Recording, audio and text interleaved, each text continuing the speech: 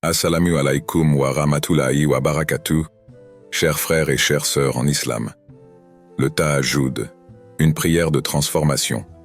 La nuit enveloppe le monde de son calme, un moment où les cœurs battent plus doucement et où les pensées s'apaisent. C'est dans cette tranquillité que le Tahajjud prend toute sa puissance. Cette prière, accomplie volontairement entre le sommeil et l'aube, est bien plus qu'un simple acte d'adoration. C'est une invitation à rencontrer Allah dans l'intimité la plus pure. Se lever pour prier pendant que le monde dort, c'est répondre à un appel sacré, un acte de foi et de discipline qui élève l'âme. Avant de commencer cette vidéo, n'oubliez pas de liker cette vidéo, car cela nous donne beaucoup de force pour continuer à partager de contenus bénéfiques. Et je vous invite à vous abonner à notre chaîne et d'activer la cloche de notification pour rester informé de nos prochaines publications sur la foi islamique. Merci et bonne vidéo. Allah dit dans le Coran, « Et de la nuit, consacre une partie, avant l'aube, pour des salats surérogatoires. Ton Seigneur te ressuscitera à une station de gloire. » Surat Al-Isra, 17-79.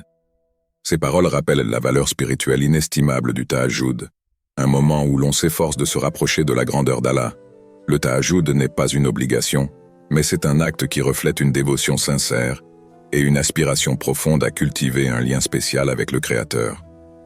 Lorsque l'on se prosterne dans la quiétude de la nuit, les distractions s'effacent, les responsabilités du quotidien s'éloignent, et tout ce qui reste, c'est une conversation intime entre l'adorateur et son Seigneur. C'est une opportunité de déposer devant lui nos peines, nos espoirs et nos rêves. Le prophète Muhammad, paix et bénédiction sur lui, disait « La meilleure prière après les obligations est celle de la nuit », rapporté par Muslim. Ces paroles nous montrent que le Tahajjud est un outil puissant pour se renforcer spirituellement, mais aussi pour transformer nos vies. En consacrant ces instants à Allah, nous trouvons non seulement le pardon et la guidance, mais également une clarté qui illumine nos chemins dans ce monde. La prière nocturne est aussi un acte de sacrifice.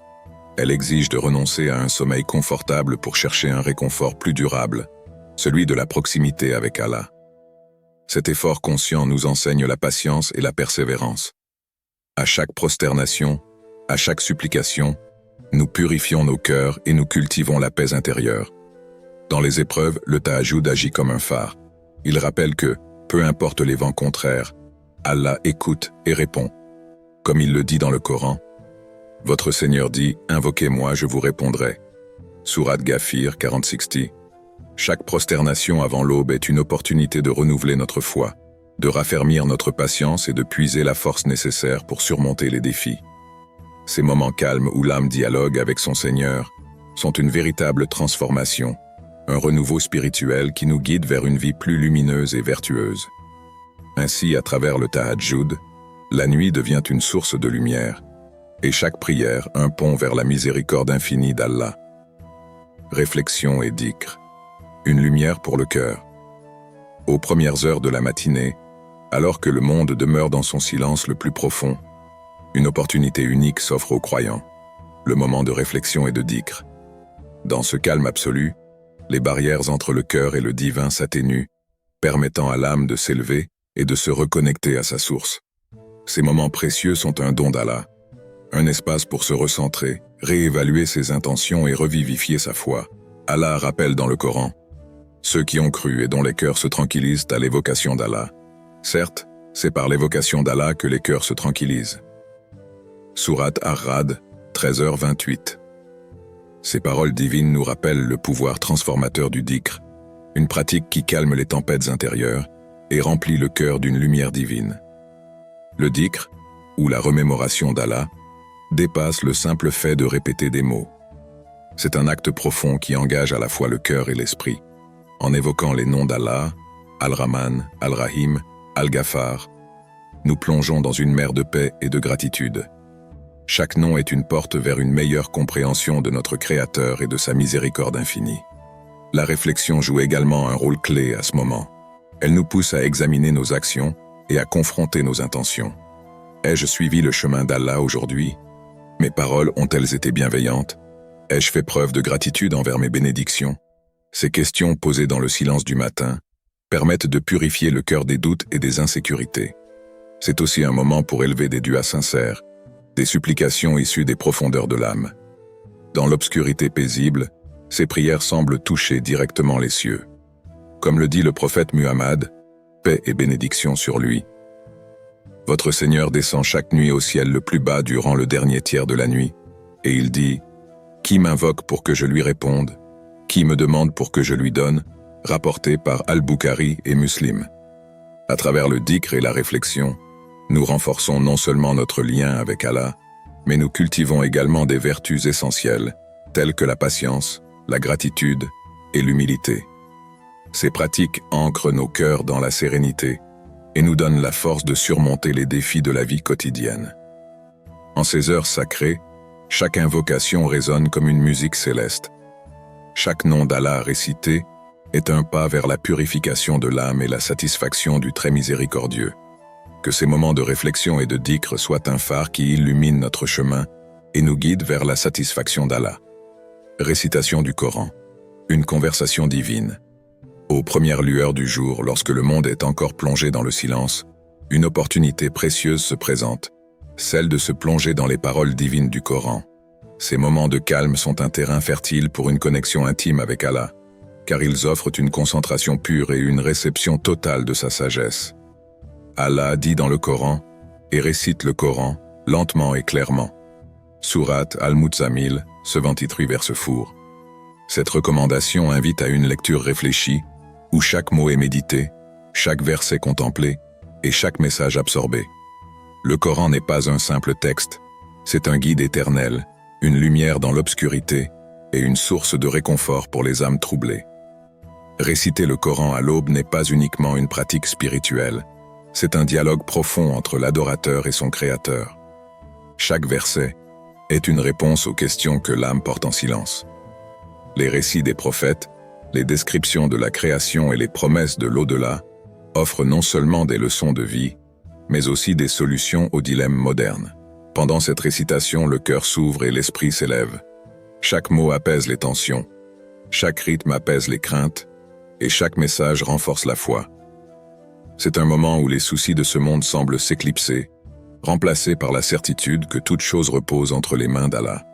Allah affirme dans le Coran, ce Coran guide vers ce qu'il y a de plus droit et annonce aux croyants qui font de bonnes œuvres qu'il y aura pour eux une grande récompense. Surat Al-Isra, 79. Ces paroles témoignent de la puissance transformatrice du Coran. En méditant sur ces enseignements, le croyant est inspiré à vivre selon des principes de droiture et de bonté.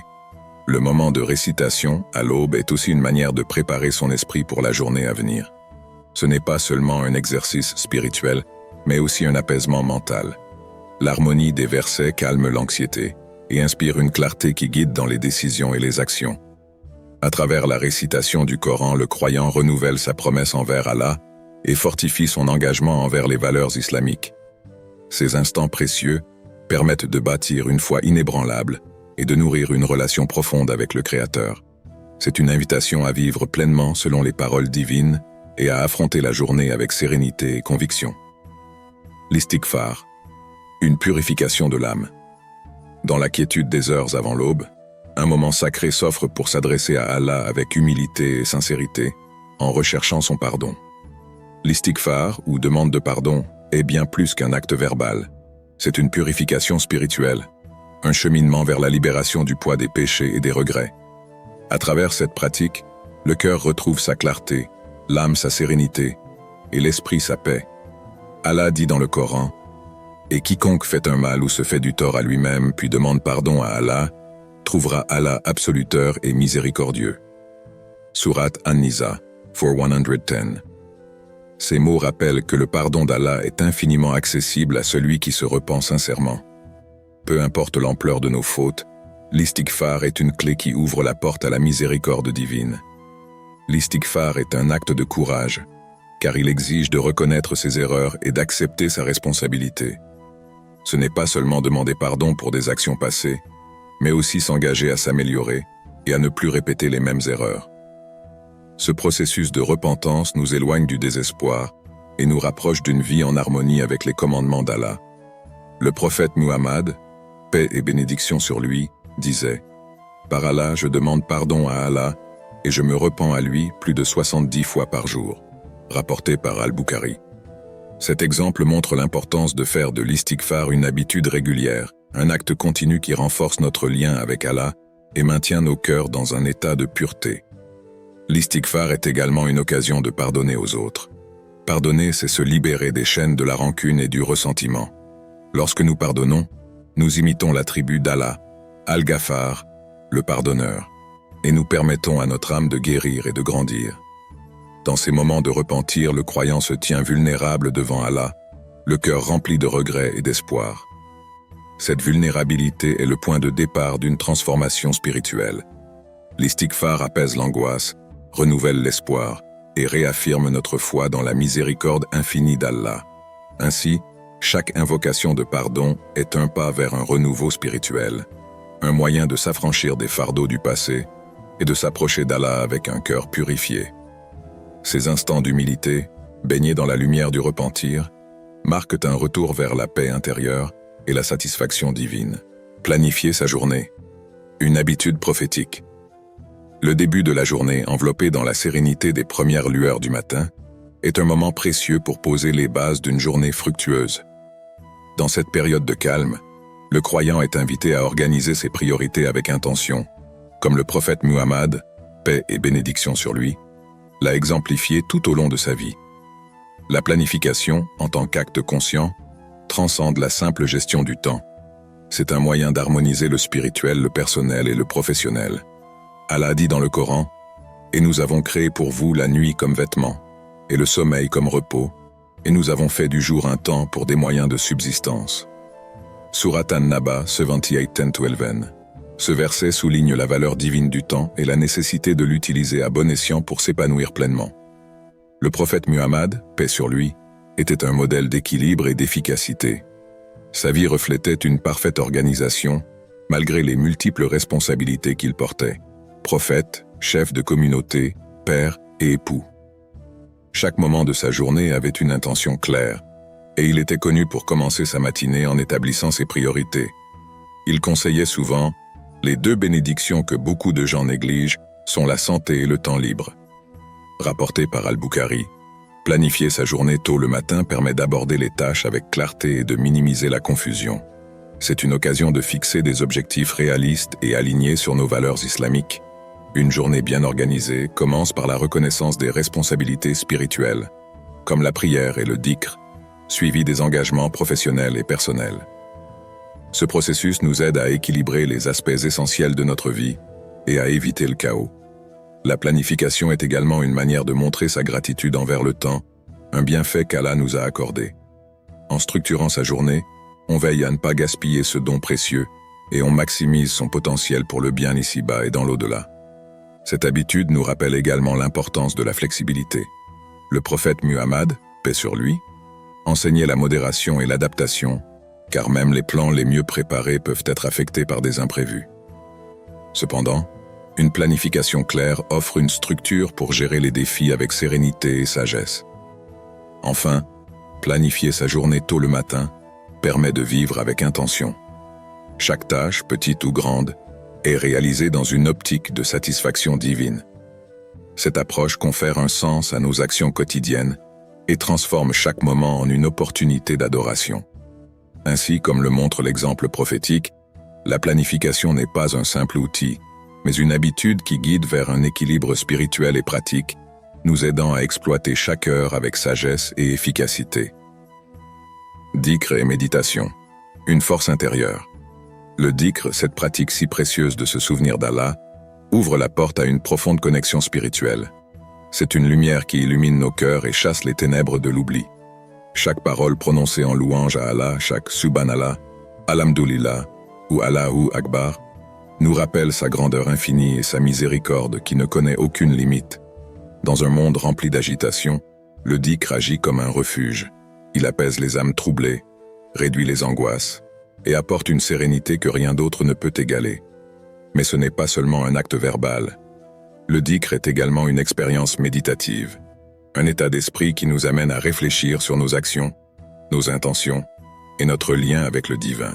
Comme le mentionne Allah dans le Coran, ceux qui croient et dont les cœurs se tranquillisent au rappel d'Allah. Certes, c'est par le rappel d'Allah que les cœurs se tranquillisent. Surat Ar-Ra'd 13, 28. Méditer en même temps que pratiquer le dhikr élève l'expérience.